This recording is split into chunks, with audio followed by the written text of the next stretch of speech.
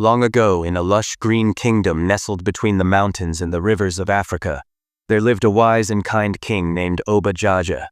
His village, Ibule, was peaceful, the crops flourished, and the people were happy. But the king had one problem, or rather, 3 problems: his 3 daughters.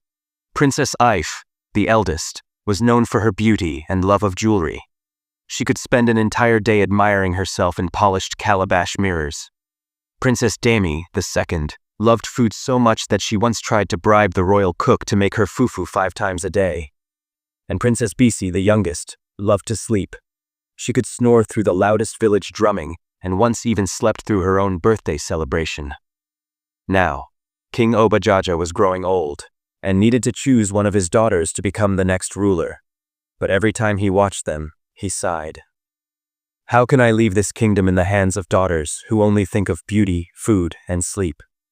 So he called them together and said, "My daughters, before I choose a queen to rule after me, you must each go on a journey. You will have 1 moon cycle, 28 days, to return with something that proves you have the wisdom to lead our people." The princesses groaned. They had never left the palace before. "But father," they all protested, "we are not travelers." King Oba Jaja just smiled. Leadership begins with leaving comfort behind. And so, with heavy hearts and heavy travel bags, the 3 foolish princesses set off in different directions. Princess Ife walked east, her neck heavy with gold beads. She passed villages and forests, but all she cared about was finding more beautiful things. One day she came across a merchant selling sparkling stones. "These will make me the wisest queen," she thought. She spent all her coins on jewelry and returned home early, showing off her bags of glitter.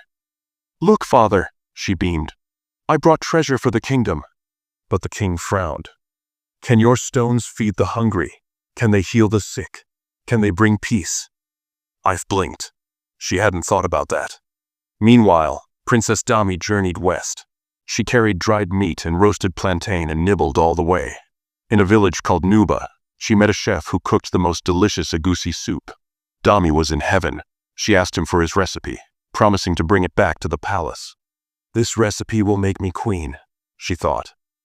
"Everyone will love me for feeding them." When she returned, she presented the recipe proudly. "Father, I have found the finest meal in all the land."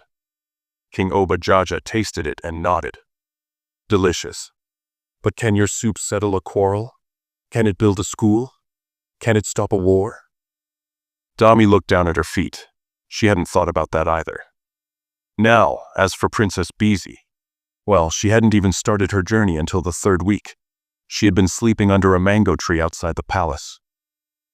But when the moon grew fat in the sky, she realized she had little time left and ran off in a panic, taking nothing with her but a gourd of water. She walked north, tired and grumpy, until she stumbled upon a village where the people were crying.